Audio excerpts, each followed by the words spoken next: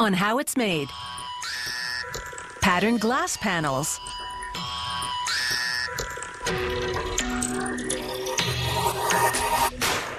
Road cases.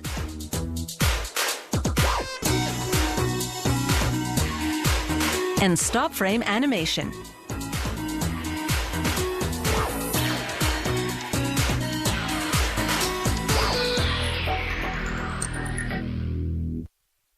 Used for windows, doors, and partitions, patterned glass panels add beauty and light to a room, but their purpose is more than decorative. The designs in the glass also obscure the view, making patterned glass an effective privacy screen.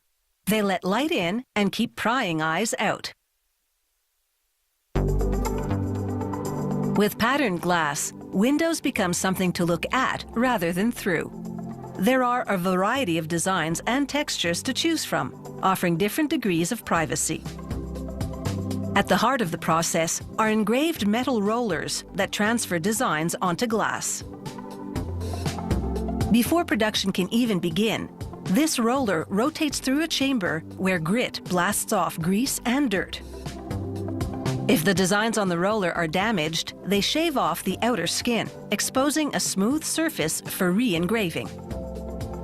But that isn't always necessary. Small problems can be fixed, so they circle those for repair. Some need no refurbishment whatsoever, so they move on to the next step. A worker brushes a polishing compound onto the printing roller. A buffing wheel rubs the compound into the roller's chromed surface, taking it from dull to a high shine. Meanwhile, in another part of the factory, craftsmen repair trouble spots on other rollers. The work has to blend in perfectly.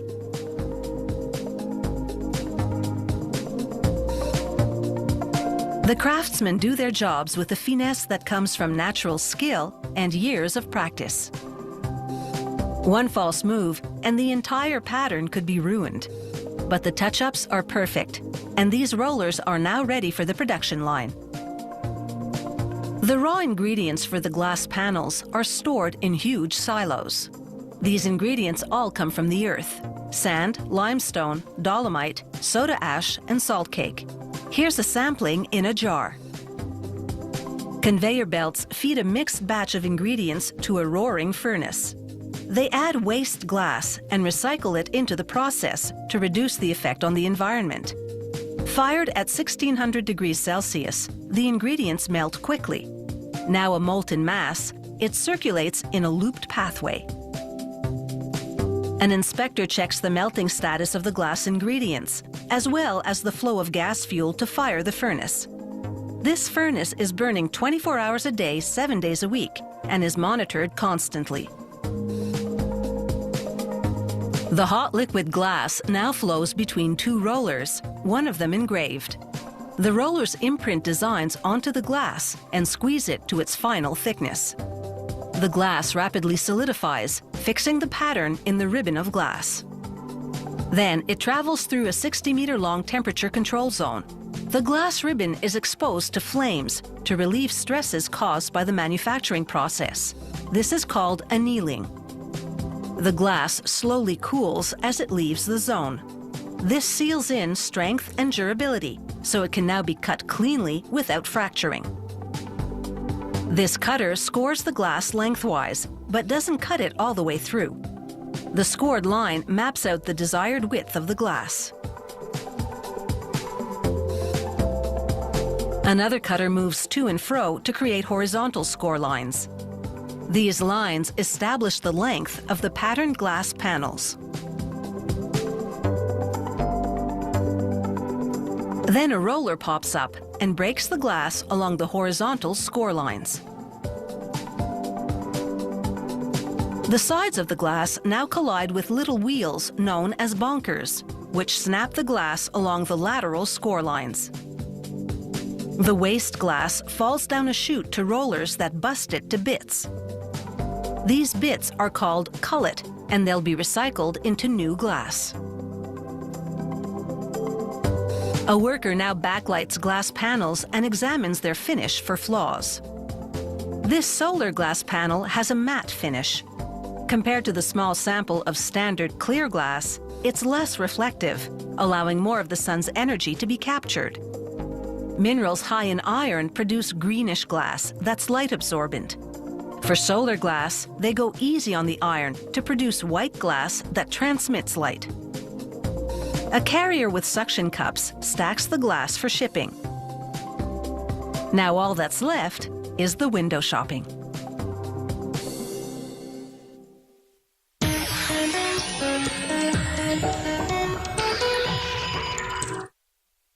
Road cases are designed for the job of transporting sensitive equipment like musical instruments and audio systems. These wheeled trunks are tough on the outside with cushy foam on the inside. With road cases, the gear arrives intact and ready to rock and roll.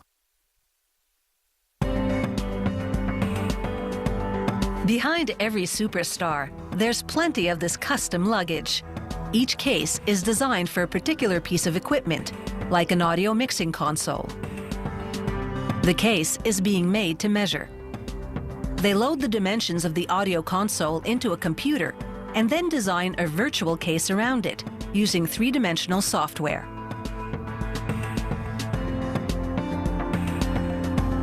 Once a customer approves the computer blueprint, they're ready to build. Workers roll adhesive onto thick birch plywood. They coat the entire sheet. The plywood is now ready to receive a thermoplastic outer skin. They align the thermoplastic with the adhesive-coated plywood and lower it into place. They feed the thermoplastic and plywood layers to rollers that squeeze out any bubbles for an airtight bond. Then the heat from this hot press activates the adhesive and it cures for an even better bond to the plywood. The result is a laminated thermoplastic plywood sheet. Next, a computer-guided router carves through the laminated sheet, following the design drawn up in cyberspace. This produces the exterior panels, each one precisely sized for the audio console case. The router also cuts out holes for latches and other fittings. A worker pieces together the panels to form the basic carcass of the case. He tacks them together temporarily with a staple gun. He'll join them permanently with extruded aluminum trim. He preps the aluminum edging by punching rivet holes in it at strategic locations. He also cuts notches for bending it around corners. He's now ready to install the aluminum trim. He can actually bend the corners by hand for a perfect fit. The edging gives the case a tailored look, and once riveted to the panels, it will hold it together. He drills through the holes in the trim to make corresponding holes in the laminated plywood. He inserts rivets into the holes. These rivets have mandrels attached to them. He drives those mandrels through the rivets, causing them to expand around the drilled holes and secure the trim to the trunk. With the job done, the mandrel breaks off and is disposed of. With the case now held together by the metal trim, he rivets the latch to it. And then it's on to the inner framework. The plywood parts have also been cut with computerized precision, designed to hold that audio console. He reinforces a piece called a cheek with a thick block of wood. This cheek is one of two that will cradle the audio console. He bulks up the wide end with plywood copies of the cheek's contoured profile, gluing them and nailing them to the main part so this reinforcement job holds.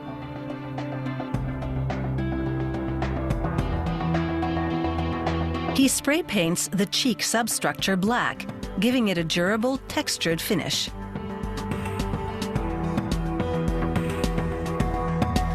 He fits the cheeks in the case, one on each side, and bolts them into position. Another worker hot glues blocks of foam, each specifically cut to fit together like pieces of a puzzle, as he installs them in the case. All this padding will cushion the impact of any bumps on the road or backstage jostling. He even covers the top of a plywood drawer made for a keyboard.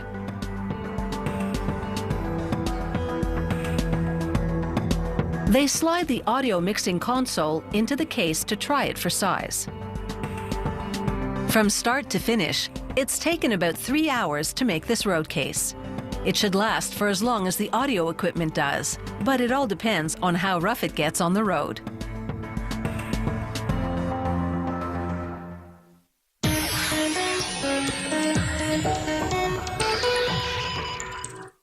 Many animated films and TV shows use stop-frame animation. The characters are three-dimensional puppets with movable facial and body parts. The animator moves the puppet ever so slightly for each frame of film or video. When you view the frames at regular speed, the puppet appears to be moving.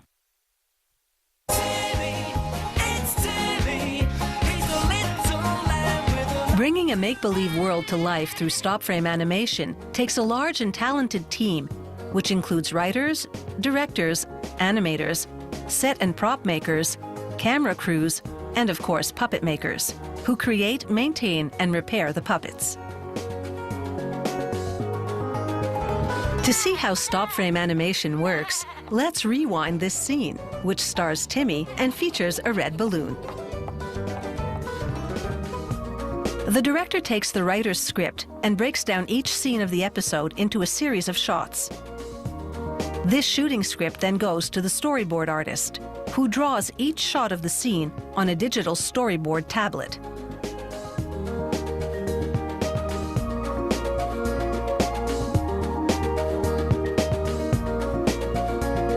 For each scene, the director prepares a set plan, detailing the background elements, the puppet placement, and the camera angles.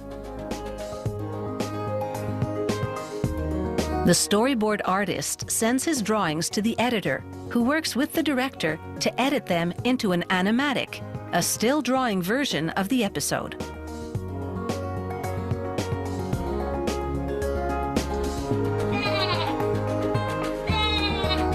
Actors, meanwhile, have recorded the dialogue in a sound studio. Now the editor cuts that dialogue into the animatic. The visuals and this soundtrack must be perfectly synchronized because the animators will use the animatic as a frame-by-frame guide for moving the puppets' bodies and lips.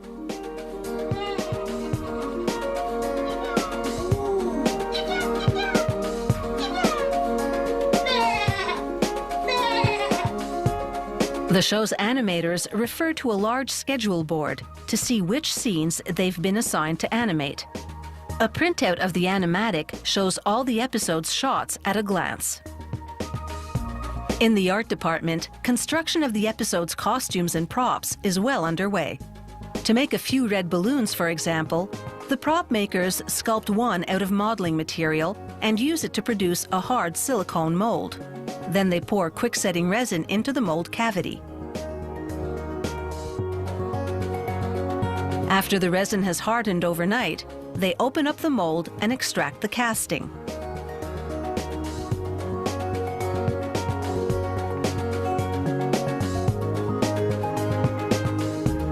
They drill a hole in the bottom,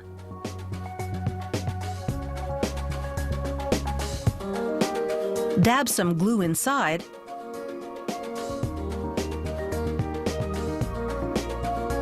then insert a small triangular peg, also made of quick-setting resin. This forms the tied bottom end of the balloon. Now a coat of gray primer, and once it dries, red paint.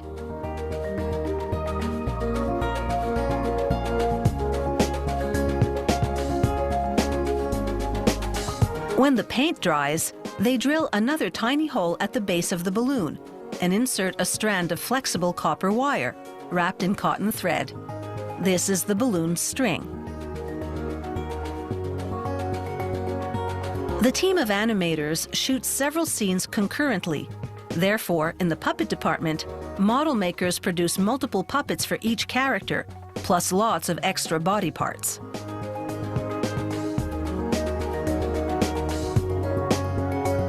Certain puppet body parts, such as hands and wings, are made of silicone, with a wire skeleton within. After forming the wire to shape and applying a base coat of silicone, the puppet maker lays it in a two-part mold, then fills both cavities with silicone. She closes the mold, clamps it tightly shut, and leaves the silicone to set overnight. The flexible wire skeleton at the core enables the animator to position the hand or wing various ways.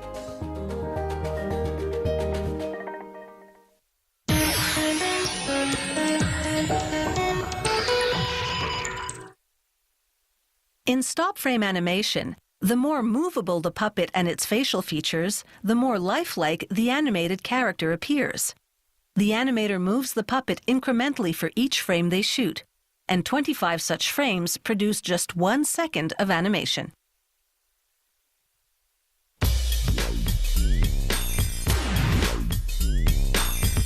Timmy's torso is a polyurethane foam core dressed in a wool coat. It has channels for interchangeable wires which support his head and arms. His head is made of resin. His arms, silicone over a wire skeleton. Timmy and his friends' faces can express a wide range of emotions thanks to interchangeable mouths, flexible ears, and blinks, an assortment of exchangeable eyelids conveying expressions from wide-eyed to cockeyed. These facial features attach either magnetically or with tacky wax, a flexible, quick-release glue. The puppet maintenance team packs each character and its parts in a travel box, then sends it to the animator on the studio floor. During shooting, the animator changes the facial expressions as required. While their work does indeed require great technical skill, the animators are actors who, under the director's guidance, perform through the puppets they bring to life. The puppet's legs must be sturdy enough to support the weight of the upper body when the puppet is standing, so the leg skeleton is made of metal rods connected with ball and socket joints. The feet are metal plates, hinged to allow movement. Just like the flexible wire skeletons, this metal skeleton also goes into a mold to be encased in silicone. The arms attach with square section brass tubes, so they can be easily interchanged with a few turns of an Allen key. Certain puppet movements require rigging. A rig is a device which enables animators to raise the puppet off the floor of the set to perform jumping and skipping. The animator can incrementally lift or lower the rig to any height and lock it there.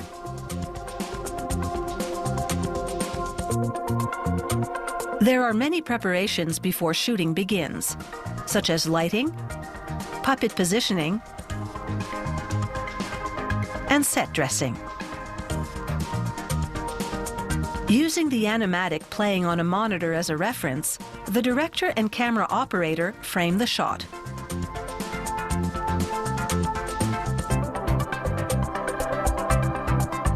Meanwhile, the set dressers prepare the next set, gathering whatever scenic objects they need from the set dressing kit.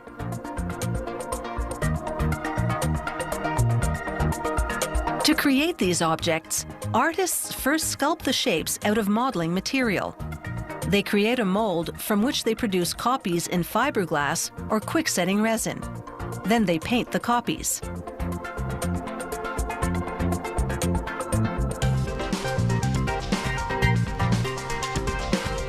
With the set dressed and approved, the animator can begin. With great care, referring to the animatic, he positions the rigged puppet.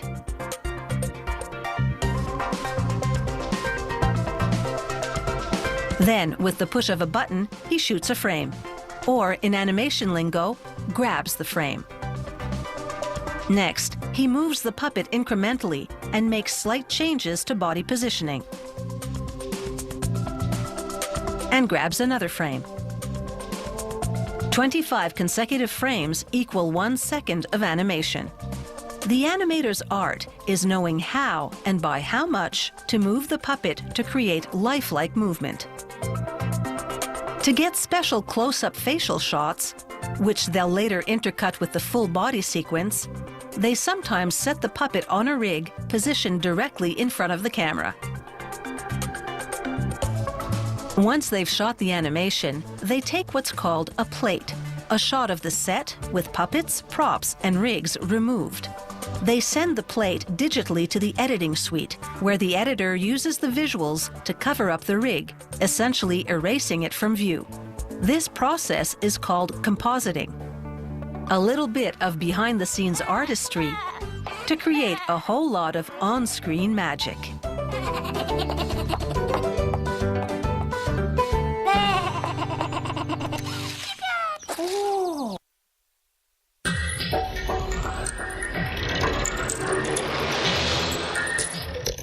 If you have any comments about the show, or if you'd like to suggest topics for future shows, drop us a line at www.howitsmade.com.